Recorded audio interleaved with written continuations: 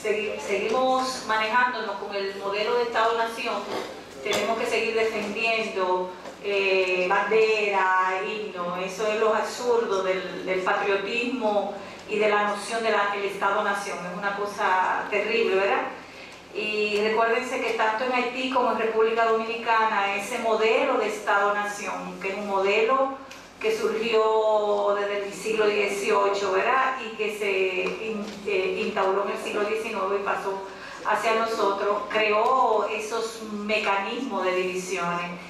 Pienso que hace falta mucho para trabajar esos puntos que son símbolos ya decadentes, como una bandera, un himno y unos símbolos, pero la gente todavía sigue apegada a esa noción de espacio como una noción de territorialidad vinculada con un modelo burgués, ¿verdad? Y un modelo que separa. La vida es, los espacios, somos seres humanos, los espacios son abiertos, yo no creo en fronteras. Y decir eso, bueno, si me sitúa que yo creo que este país, esto es una isla y somos dos culturas, tenemos elementos diferentes como cualquier otra cultura, pero tenemos muchos elementos comunes. Ha sido una historia de amantes y los amantes se quieren y se pelean. Ha sido una historia de dominación, evidentemente, y de eso voy a hablar en mi primera parte, de los elementos que nos unen. Yo quiero comenzar, simplemente traje algunos puntos para comenzar a explicar lo que entendíamos que eran los elementos comunes de nuestra cultura. Primero hay un sometimiento colonial. Nosotros somos naciones con el ideal del Estado-Nación, naciones que fuimos sometidas bajo el Imperio Español o bajo el Imperio Francés. En el caso nuestro estuvimos sometidos bajo el Imperio Español y el Imperio Francés. En el caso de la colonia o la Compañía de las Indias Occidentales, como le llamaban Haití, antes de ser Haití, estuvo manejada por solamente un solo imperio, que fue el Imperio Francés. Pero nosotros tuvimos tres imperios, dos que lograron situarse, como fue el Imperio Español y el Imperio Francés, y los ingleses a mediados del siglo XVII. Que el periodo francés con la invasión de Peggy Venable no duró mucho tiempo, pero también los ingleses quisieron situarse en esta parte de la isla, en la parte este de la isla, y como lo arremetieron no solo los colonos y criollos, sino también los españoles, pues fueron y conquistaron y colonizaron Jamaica. Esa es la historia de Jamaica. La pérdida del dolor de esta colonia, ¿verdad? De esta parte este, todavía la parte haitiana o la parte francesa no existía como tal, porque fue a mediados del siglo XVII, ¿verdad? No era una colonia en sí, pero ya se estaba dando todo el proceso de expansión territorial holandeses, franceses, ingleses. O sea que nosotros hemos estado atravesados por un proceso de sometimiento colonial y estar sometido colonialmente no solamente tiene que ver con una forma de producción económica, ¿verdad?, que generó un tipo de relaciones sociales, sino también generó un tipo de sometimiento cultural. Y muchas de las cosas que se manejan en el entendimiento de la cultura hay que entenderlo como heredero directo de la colonia. Nosotros vivimos en una estructura societal neocolonial, o de la colonialidad, como quieren llamarlo muchos teóricos y teóricas hoy. Y tener una estructura de la colonialidad implica todavía creer en los patrones y los modelos, no solo económicos, sino los modelos de vida de lo que fueron nuestros antiguos imperios. Todavía aquí hablan de la madre patria, España, ¿verdad? O en su mejor defecto, Nueva York, ¿verdad? Porque sitúan a los Estados Unidos. Entonces, eso es parte de un estado de sometimiento. Haití vivió lo mismo. No solamente logró independizarse quizá como la única nación o el único Estado-nación que se independizó, pero vivió la misma cuestión, la colonialidad, el colonialismo y la colonialidad aún hoy. Y bajo esos estándares de colonialidad se crean valores de separación. Y esos valores de separación son valores significativos.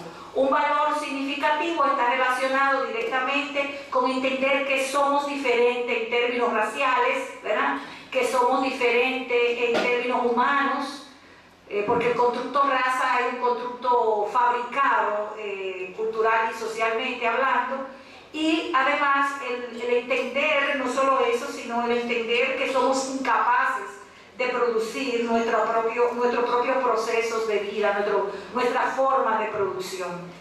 El hecho de que en el siglo XIX los principales intelectuales que llegaron, incluidos los no antillanistas, pero los intelectuales de aquí, de esta parte, decían que los pobres no pensaban y que eran pobres porque eran haraganes. Esa idea del Aragán ha quedado aquí plasmada hasta la actualidad. Pero yo en estos textos haitianos también está la misma cuestión del Aragán, el individuo Aragán, y entonces al individuo Aragán había que controlarlo, ya por un estado de zombie en el caso haitiano, o esos estados semi-esclavistas que todavía se usan en Haití para tener a alguna gente trabajando en las plantaciones todavía de arroz, porque eso yo lo viví en Haití. O sea que si vamos a hablar de colonialidad, no solamente el hecho mismo que en la parte este de la isla, para no hablar de país, en esta parte también se somete a elementos de trabajo forzado, cuasi esclavo. No son esclavos porque para haber relaciones esclavistas de producción tiene que darse unas condiciones, pero cuasi esclavo es la misma cosa, es una misma mentalidad de utilizar una mano de obra, ¿verdad? Explotarla, pero esa mano de obra es una mano de obra pobre, una mano de obra que no tiene la posibilidad de defenderse. Entonces el sometimiento colonial todavía aún continúa y es una cosa que identifica en un plano común a la isla completa, es decir, a las dos culturas, para referirnos a la cultura haitiana y a la cultura dominicana. Entonces la esclavitud es un elemento interesante.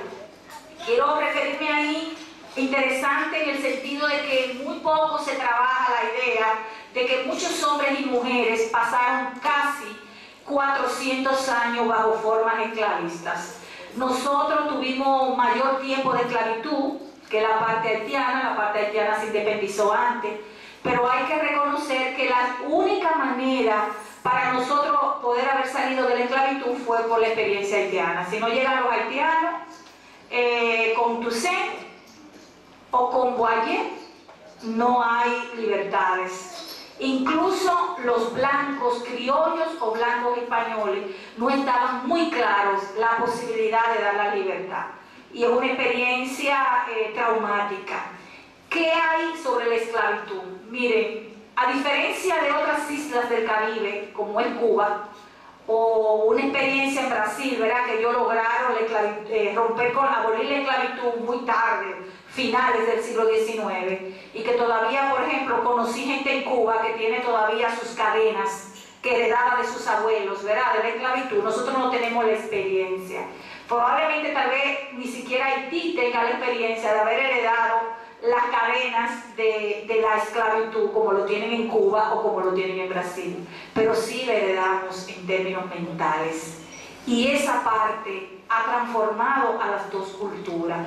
Y cuando hablo de ese sometimiento de esclavitud, se tiene que ver incluso en la actitud que tenemos frente a las élites o a los grupos dominantes, actitud incluso de sumisión. Si bien es cierto que hemos tenido resistencia a lo largo de casi 3 siglos frente a ese sometimiento de la esclavitud, en ambos países, en ambas culturas, no hemos manejado con los ideales del sometimiento. Los ideales del sometimiento implican que hemos construido valores como desarrollo, pobreza, conceptos que han sido extrapolados de los países, ¿verdad? Porque son conceptos. Porque ¿qué es ser pobre? Porque si tú te pones a evaluar la categoría ser pobre, es un constructo. Se ha manejado ser pobre, el no tener una vivienda determinada, el no tener ciertos servicios, etc. Y si yo me pongo a comparar como antropóloga a un grupo no contactado de la Amazonía que no tiene una casa con techo de zinc, ni techo de adobe, ni tiene los servicios que nosotros tenemos, yo puedo considerar a ese grupo pobre. ¿Se dan cuenta? El concepto de pobreza, el concepto de desarrollo, que es parte de la teoría del progreso de los burgueses del siglo XVIII, todas esas ideas que que son aparentemente universales pasaron a nuestra cabeza y formaron parte de ese entramado de colonialidad que dejó la servidumbre de la esclavitud. Si me pongo a discutir el problema de las mentalidades y de las ideas de la mentalidad en términos de la esclavitud, puedo sacar múltiples elementos en las zonas rurales, que era parte de mi experiencia, tanto del campo rural haitiano como del campo rural dominicano, que son las mismas cosas. Sumisión frente al patrono, ¿verdad? Resistencia pasiva, aceptación de una división de clase extrema, ¿verdad? Porque no siempre, y mira que Haití tiene una diferencia en torno a la resistencia histórica por su propia revolución. Nosotros no tenemos esa, pero es la misma condición, ¿verdad? El hecho todavía, ese paternalismo vinculado con el amo, pero luego con los gobiernos o con el Estado. O sea, si uno saca esos elementos de la mentalidad, el patrón de la esclavitud tiene esa continuidad. Y así hemos construido nuestra memoria, que es una memoria que pasa de generación a generación en nuestra cultura. Otro elemento que es importante y es común en las dos culturas es la dependencia económica. Somos países de la periferia porque así lo han construido las metrópolis, ¿verdad? Si antes era España, Inglaterra o Francia, luego pasó a Estados Unidos. Tenemos los mismos lazos y los mismos compromisos. Dependencia económica, hemos sido robados de la misma manera. Si yo me voy al siglo XIX con el empréstito Harmon, que fue una compañía que ni existía, se lo inventaron en una casa, hicimos un empréstito, tuvimos que pagarlo con sangre. Luego, si yo lo comparo de nuevo, comienzo y pienso en Van Inter, que fue la misma cosa. Incluso hasta un descendiente del mismo que se comprometió, que es apellido Báez, ¿verdad? Del mismo que se comprometió con el empréstito. Si voy a Haití, encuentro los mismos robos, la misma dependencia, la misma manera. Varios empréstitos que hicieron Haití, impagables para el país, y fueron incluso con oficinas que ni existían, buscadores de bolsa que dijeron y crearon oficinas, hicieron lo mismo. Pero ahora mismo, si tú te hablas de los préstamos y los famosos bonos que nosotros cogemos, son los mismos. En Estados Unidos se estaba investigando varios casos de robo del erario público del gobierno dominicano y están vinculados con compañías fantasmas. O sea que esa dependencia económica de compañías fantasmas han existido para robar a estos países pobres, hacerlo pagar no solo con sangre, sino con trabajo, por los propios impuestos. Entonces eso es común. Si vamos a hablar de común en la cultura y la economía, hemos vivido en esos países, pero no solamente son República Dominicana ni la República de Haití, lo ha vivido Jamaica, lo ha vivido Belice, lo han vivido muchas naciones del Caribe. Entonces, ¿qué es una historia común de memoria? Es la memoria de la plantación. Muchos teóricos del Caribe plantean que la memoria de la plantación tiene mucho que ver con sus propias estructuras de conformación del Estado, tienen que ver mucho con sus propias estructuras de conformación de las estructuras familiares, tienen mucho que ver hasta con sus propias estructuras de las relaciones sexuales y de la vida cotidiana. Muy común, por ejemplo, cuando las historiadoras e historiadores trabajan esa memoria del cuerpo, cómo nosotros manejamos el cuerpo. Aquí se cree en blanco porque la memoria del Estado construyó una idea de la blancura, no solo para establecer una diferenciación contra el Estado haitiano, sino para establecer una diferenciación entre los grupos sociales. Era mejor ser blanco que mejor ser negro, ¿verdad? Era mejor hablar de mestizaje o ser indio, ¿verdad? Porque era mucho más claro, era mucho más aceptable socialmente. Y en Haití, a diferencia de aquí, el hecho de estar vinculado con una blanca es un hecho de prestigio. Conozco a muchos intelectuales haitianos con una mentalidad muy amplia que se buscan una blanca o una mulata.